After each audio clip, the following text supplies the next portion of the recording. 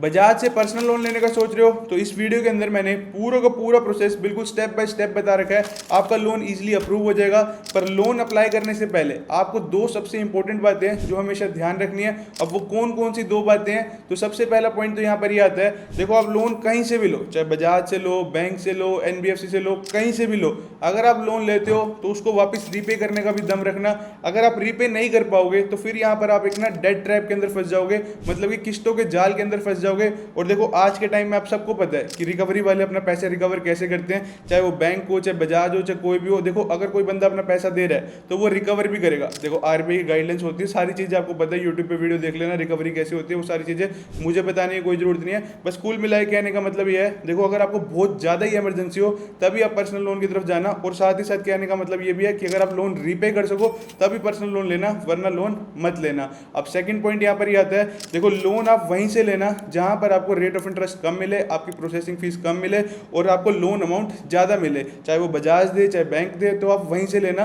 बाकी एक चीज और लोन हमेशा उन्हीं साइड से लेना जो आरबीआई से रजिस्टर्ड हो, जैसे बजाज आरबीआई से रजिस्टर्ड है। तो चलो अब जल्दी से प्रोसेस देखेंगे। देखो, जैसे जैसे आप अपनी प्रोसेस के अंदर डिटेल्स डालोगे तो ये बजाज का इंटरफेस आपको कैलकुलेट करके बता देगा कि आपको इतना लोन अमाउंट मिलेगा, इतने रेट ऑफ इंटरेस्ट पर मिल रहा है। अगर आपको ठीक लगे तभी आगे के लिए अप्लाई करना, मतलब कि तभी लोन लेने के लिए प्रोसीड करना। देखो, एक बार आपने अपनी डिटेल्स डाली, सारा का सारा इसने कैलकुलेट करके बता दिया कितने रेट ऑफ इंटरेस्ट पर आपको मिल रहा है। अब मानो कि आपको 31% के रेट ऑफ इंटरेस्ट पर मिल रहा है, पर फिर आपको लगता है कि ये रेट ऑफ इंटरेस्ट ज्यादा है तो बैक कर देना, आपके कोई भी पैसे नहीं कटेंगे। अगर आपको लगता है कि आप 31% का रेट ऑफ इंटरेस्ट भर सकते हो तो वो आप अपने अकॉर्डिंगली देख लेना, फिर आगे प्रोसीड कर देना। अब देखो, जो रेट ऑफ इंटरेस्ट है वो हर किसी का सिविल स्कोर के हिसाब से मिलेगा।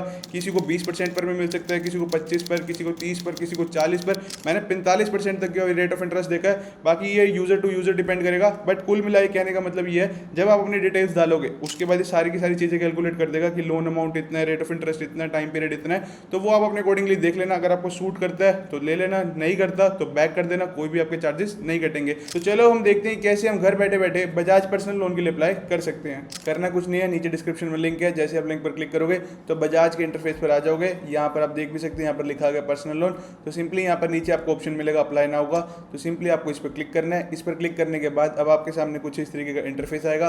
अब यहाँ पर पूछा गया है कि आपको कितने लोन अमाउंट की जरूरत है, तो वो यहाँ पर एंटर कर देना। देखो, यहाँ पर लिखा हो गया है कम से कम यहाँ पर आप 20,000 रुपये का लोन ले सकते हैं और ज़्यादा से ज़्यादा यहाँ पर आप 50 लाख रुपए का लोन अप्लाई कर सकते हैं। तो जितना भी लोन आपको अप्लाई करना है वो यहाँ पर एंटर कर देना। उसके बाद पूछा गया कितने मंथ्स के लिए चाहिए, तो वो आप अपने अकॉर्डिंगली कर लेना। मैं यहाँ पर एक बार 24 मंथ सेलेक्ट कर लेता हूँ। उसके बाद यहाँ पर ना सारी चीज़ें कैलकुलेट कर देगा कि ईएमआई इतनी, ये वो सारी चीज़ें आप देख सकते हैं। यहाँ पर लिखा भी आगे रेट ऑफ इंटरेस्ट ऐसे ऐसे।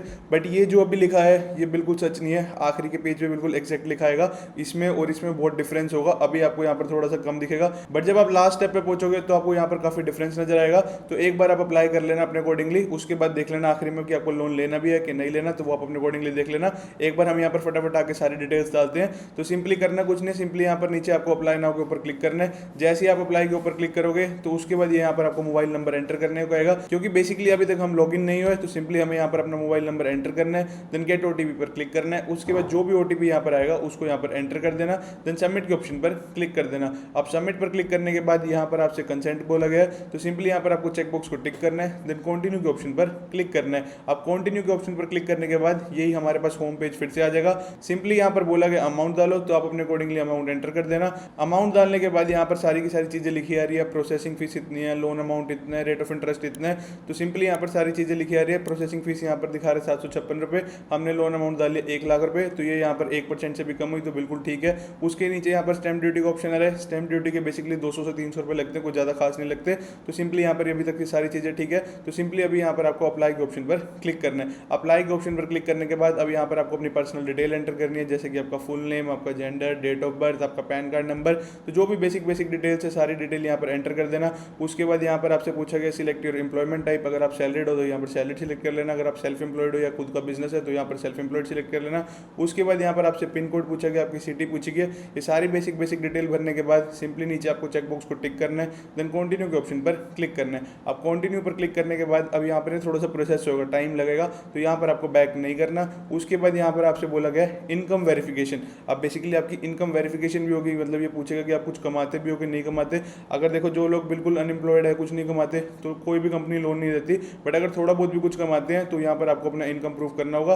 तो इनकम प्रूफ के लिए क्या करना है, सिंपली यहाँ पर आपको अपनी बैंक अकाउंट की स्टेटमेंट स्टेटमेंट देनी है तो सबसे पहले करना कुछ नहीं है, नीचे कंटिन्यू का ऑप्शन है, आपको कंटिन्यू के ऑप्शन पर क्लिक करना है। कंटिन्यू पर क्लिक करने के बाद आप जिस भी अकाउंट में आपके पैसे आते हैं, देखो अगर आपका बिजनेस करते हो, करंट अकाउंट है, तो वो यहाँ पर अपना बैंक सेलेक्ट कर लेना। अगर आप सैलरीड हो, मतलब कहीं पे काम करते हो, जॉब करते हो, तो जिस भी अकाउंट में आपकी सैलरी आती है वो अकाउंट यहाँ पर सिलेक्ट कर लेना। अकाउंट सिलेक्ट करने के बाद नीचे यहाँ पर आपको चेकबॉक्स को टिक करना है, देन गेट ओटीपी के ऑप्शन पर क्लिक करना है। अब आपके फोन पर एक ओटीपी आएगा, तो सिंपली यहाँ पर उस ओटीपी को एंटर कर देना। ओटीपी एंटर करने के बाद सिंपली यहाँ पर आपको प्रोसीड के ऑप्शन पर क्लिक करना है। उसके बाद यहाँ पर आपसे अप्रूवल मांगेगा, तो सिंपली यहाँ पर जो भी बैंक आपने सिलेक्ट किया उसके साइड में चेकबॉक्स आएगा, उसको टिक करना है, देन अप्रूव के ऑप्शन पर क्लिक करना है। अप्रूव के ऑप्शन पर क्लिक करने के बाद अब यहाँ पर थोड़ा सा टाइम लगेगा, लिखा भी होगा कि 2 मिनट तक का टाइम लगेगा। आप यहाँ पर बैक मत करना, जैसा कि यहाँ पर ये देख सकते हैं, यहाँ पर लिखा गया your consent was successfully received. तो यहाँ पर उसके बाद आपके सामने कुछ इस तरीके का इंटरफेस आएगा।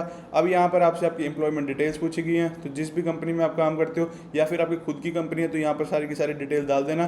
तो बेसिकली अब आपको कंपनी की डिटेल्स डालनी है, तो जिस भी कंपनी में काम करते हो या फिर खुद की कंपनी है तो यहाँ पर अपनी कंपनी का नाम डाल देना, कंपनी की टाइप, उसके बाद जॉब प्रोफाइल, क्या जॉब प्रोफाइल है आपकी, उसके बाद यहाँ पर आपसे आपकी मेल आईडी पूछी गई है। तो बेसिकली जो वर्क मेल होती है ना, तो आपकी खुद की मेल नहीं होती, देखो कंपनी की मेल्स होती है। लाइक सपोज कोई बंदा टीसीएस में काम करता है तो उसके पीछे होगा @tcs.com, ना कि google.com, ठीक है। तो वो आप अपने अकॉर्डिंगली देख लेना। उसके बाद यहाँ पर बोला गया कितने साल हो गए आपको कंपनी में काम करते हो, तो वो आप अपने अकॉर्डिंगली डाल देना। उसके बाद यहाँ पर पूछा गया your total monthly loan EMI, मतलब अगर आपकी कोई पहले से ईएमआई चल रही है तो कितनी चल रही है वो यहाँ पर एंटर कर देना। तो ये सारी डिटेल डालने के बाद सिंपली यहाँ पर आपको कंटिन्यू के ऑप्शन पर क्लिक करना है। उसके बाद यहाँ पर आपसे आपका ऑफिस एड्रेस पूछा गया है, तो ये भी सारी बेसिक डिटेल है, कहाँ पर आपका ऑफिस है, कौन सा सेक्टर में, village, landmark, pin code, city, तो ये सारी बेसिक डिटेल डाल के सिंपली यहाँ पर कंटिन्यू के ऑप्शन पर क्लिक कर देना। अगर आपने सिंपली यहाँ पर अपनी वर्क ईमेल डाली है तो उस पर एक ओटीपी आएगा, तो सिंपली उस ओटीपी को यहाँ पर एंटर कर देना, देन सबमिट के ऑप्शन पर क्लिक कर देना। सबमिट के ऑप्शन पर क्लिक करने के बाद देखो जो स्टेप है ना, ये काफी इंपॉर्टेंट है। क्यों?